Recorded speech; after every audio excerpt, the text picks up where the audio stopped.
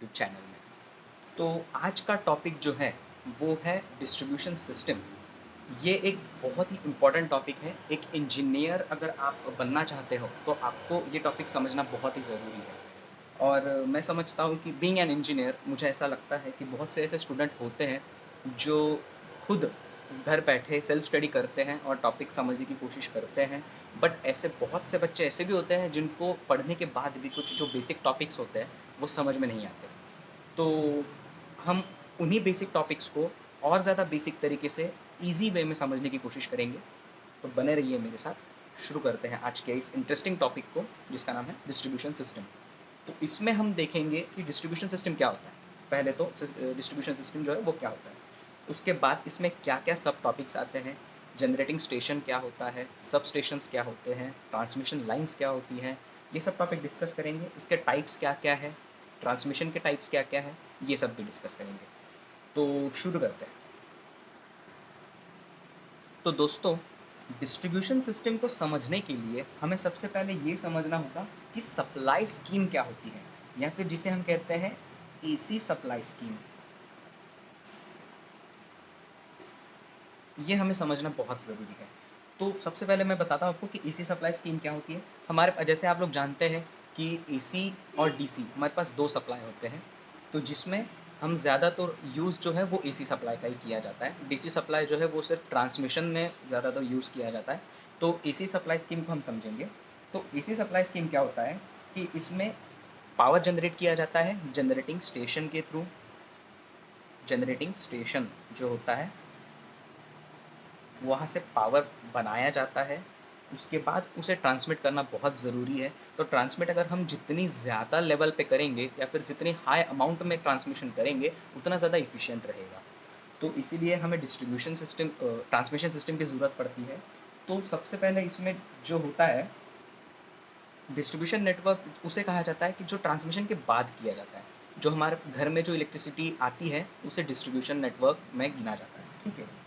तो इसमें 3 स्टेजेस जो है वो डिस्क्राइब्ड होती है। जनरेटिंग स्टेशन, इसके बाद आता है ट्रांसमिशन ट्रांसमिशन और उसके बाद जो है वो आता है फाइनली डिस्ट्रीब्यूशन। ओके। तो ये 3 स्टेजेस जो है वो इसमें आती है। तो अब हम इसमें देखेंगे एसी सप्लाई स्कीम जो होती है उसका एक single line diagram, SLD single line diagram देखेंगे।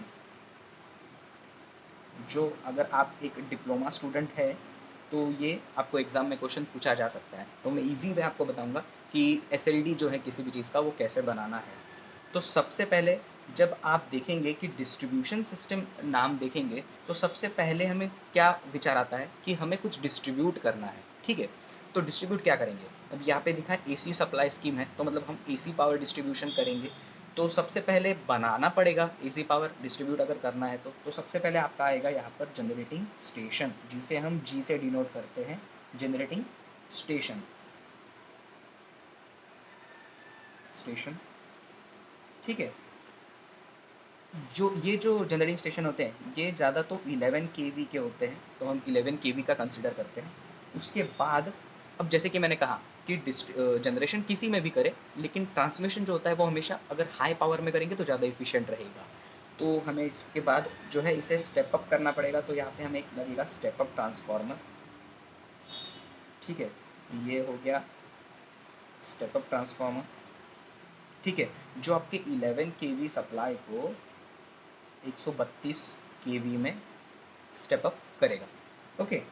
इसे जो है स्टेप अप करने के बाद हमें एक स्टेप डाउन ट्रांसफार्मर की ज़रूरत पड़ेगी, क्योंकि हमें जो है ये पावर जो है वो डिस्ट्रीब्यूशन क्या बोलते हैं अपना सबस्टेशन को प्रोवाइड करना है, फीडर्स को देना है। तो इतनी हाई अमाउंट पावर नहीं दे सकते। तो इसे फिर से हमें जो है स्टेप डाउन करना पड़ेगा। तो फिर से एक ट्रांसफार्मर लगेगा जो इसे स्टेप डाउन करे। तो यहाँ पे लगेगा एक step down transformer, one more.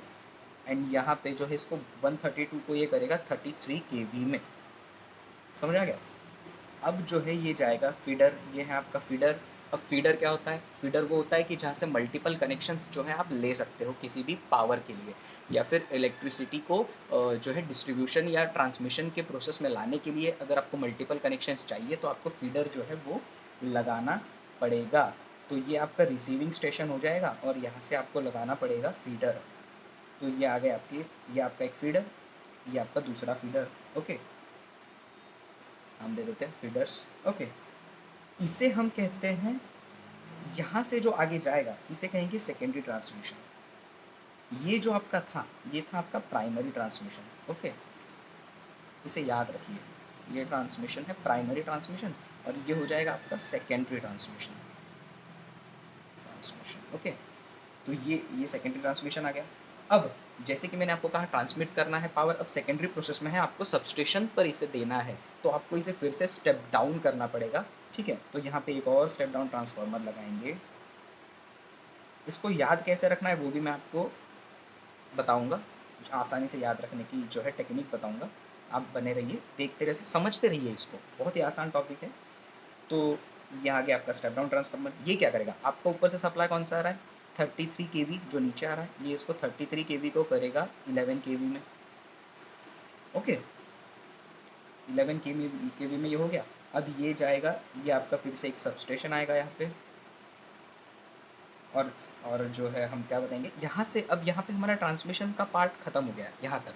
इसके बाद हमारा आएगा डिस्ट्रीब्यूशन, तो यहाँ से आएगा आपका डिस्ट्रीब्यूशन फीडर्स। ओके, ये है आपका high voltage distribution, high voltage distribution जो कि होता है 11 केवी में।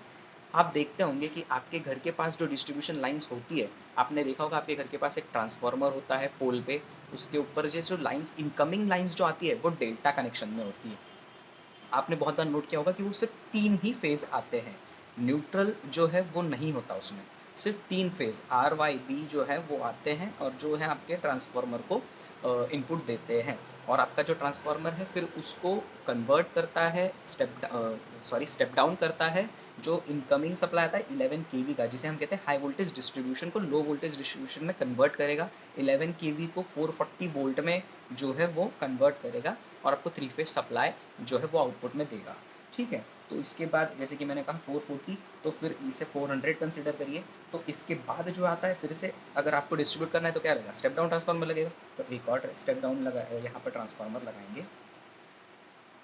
ठीक है, तो ये हो गया एक और स्टेप डाउन ट्रांसफार्मर। ओके, ये क्या, ये किसका रहेगा 11 केवी बाय 400 वोल्ट। ओके, और इसे क्या कहेंगे, डिस्ट्रीब्यूशन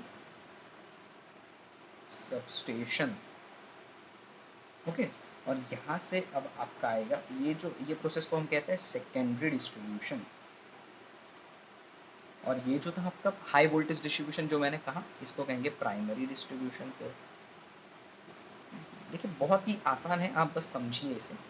ये सेकेंडरी डिस्ट्रीब्यूशन हो गया और यहाँ से आप मल्टीपल कनेक्शन जो है उसे कहते हैं हम लो वोल्टेज डिस्ट्रीब्यूशन। जैसे मैंने कहा कि 11 केवी जो डिस्ट्रीब्यूशन है इसको कहते हैं हाई वोल्टेज डिस्ट्रीब्यूशन, और जो इसके बाद कन्वर्ट करेंगे हम उसको 400 या 440 में, वो होगा आपका सेकेंडरी डिस्ट्रीब्यूशन। तो यहाँ से मल्टीपल कनेक्शंस जो है एक पोल से देते हैं, तो इसे कहते हैं लो वोल्टेज डिस्ट्रीब्यूशन, जो कि होता है 400 वोल्ट। एंड अगर आपको सिंगल फेज सप्लाई चाहिए तो वो होगा आपका 230 वोल्ट, जो कि हम जनरली अपने घरों में जो है सप्लाई लेते हैं। 3 फेज सप्लाई जो है वो साधारणतः जो है वो कमर्शियल जो कस्टमर्स होते हैं उनको दिया जाता है। जैसे कि आप देख सकते हो कि आपके घर के आसपास अगर कोई आटे की चक्की होगी तो वहाँ पे 3 फेज सप्लाई दिया जाता है। या फिर अगर कोई वेल्डिंग, जिसे हम वेल्डिंग एक प्रोसेस होता है, अगर उसका अगर कोई शॉप है आपके पास वेल्डिंग शॉप, तो वहाँ पे भी जो वेल्डिंग मशीन होती है, वेल्डिंग ट्रांसफार्मर यूज़ किया जाता है, उसको 3 फेज सप्लाई की ज़रूरत होती है। तो वहाँ पे हम 3 फेज सप्लाई जो है वो देते हैं। तो यहाँ पे अगर एग्जाम्पल के तौर पर लिखे तो यहाँ पर लिख सकते हैं कि वेल्डिंग शॉप जो होता है उसको 3 फेज सप्लाई लगता है। उसके बाद जो है वो वीट की जो चक्की होती है उसे 3 फेज सप्लाई लगता है। और सिंगल फेज में अगर कंसिडर करेंगे तो हमारा हाउस जो है, होम, उसे सिंगल फेज की सप्लाई ज़रूरत पड़ती है। ठीक है, तो ये है एक बेसिक सप्लाई स्कीम एक डिस्ट्रीब्यूशन सिस्टम की, अगर आप देख पा रहे हैं तो। इसमें जो है बेसिक, जैसे मैंने आपको कहा कि मैं आपको इसको याद रखना भी सिखाऊंगा, तो वो कैसे करना है मैं आपको सिखाता हूँ। देखिए, सबसे पहले मैंने जैसे आपको कहा कि आपको पावर ट्रांसमिट करना है, तो आपको सबसे पहले एक जनरेटिंग स्टेशन की ज़रूरत पड़ेगी। तो सबसे पहले आपको लिखना है जनरेटिंग स्टेशन, जिसको हम जी से डिनोट करेंगे, और वो जनरेट करेगा 11 केवी में, ठीक है? अब इसको स्टेप अप करना पड़ेगा, तो आपको 2 ट्रांसफार्मर यहाँ पे लगाने हैं, एक स्टेप अप, एक स्टेप डाउन। इतना याद रखिए, एक स्टेप अप, एक स्टेप डाउन। अब 11 को ये करेगा 132 केवी, और फिर से स्टेप डाउन वाला जो है वो 130 को करेगा 33 केवी में, ठीक है? अब नीचे आएँगे, एक रिसीविंग सबस्टेशन होगा, ये पावर जो आएगी उसको रिसीव करने वाला भी तो कोई चाहिए, तो फिर ये रिसीविंग सबस्टेशन आएगा। उसके बाद 2 फीडर्स निकलेंगे। फीडर्स क्या होता है, मैंने आपको बताया, मल्टीपल कनेक्शन, जहाँ अगर हमको किसी चीज़ अगर चाहिए पावर के, तो हमें फीडर जो है वो देना पड़ेगा, ठीक है? उसके बाद एक और स्टेप डाउन ट्रांसफार्मर आएगा, जो 33 केवी को 11 केवी में करेगा, जिसे हम कहते हैं हाई वोल्टेज जो डिस्ट्रीब्यूशन है उसे, 11 केवी। और इसके बाद 11 केवी तो हम डायरेक्टली यूज़ नहीं कर सकते, तो हमको उसको और कम करना पड़ेगा, तो उसको कहते हैं हम सेकेंडरी, या फिर लो वोल्टेज डिस्ट्रीब्यूशन, या फिर सेकेंडरी डिस्ट्रीब्यूशन, जो होता है 400 वोल्ट या फिर 230। 400 वोल्ट होगा, वो रहेगा आपका 3 फेज़ के लिए, और 230 जो रहेगा वो आपका रहेगा सिंगल फेज़ के लिए। तो उम्मीद है आपको इतना तो समझ में आ गया। अब आगे देखते हैं। तो उम्मीद करता हूँ आपको दोस्तों पसंद आया होगा वीडियो। अगर आपको इस टॉपिक में कुछ भी डाउट है, तो आप मुझे कमेंट में पूछ सकते हैं, या फिर मैं अपना ईमेल आईडी डिस्क्रिप्शन बॉक्स में दे दूँगा। आप मुझे डायरेक्टली ईमेल भी कर सकते हैं, आपको जो भी डाउट अगर इसमें क्लियर करवाना हो तो। और अगर आपको वीडियो पसंद आया है, तो मेरे चैनल को प्लीज़ सब्सक्राइब करिए, and also like my video. और अगर ऐसे ही आपको कोई और टॉपिक अगर इस आसान भाषा में समझना है, तो आप मुझे कमेंट में ज़रूर बता सकते हैं, या फिर जैसे कि मैंने कहा, आप मुझे पर्सनली ईमेल भी कर सकते हैं। थैंक यू, मिलते हैं अगले वीडियो में। जय हिंद।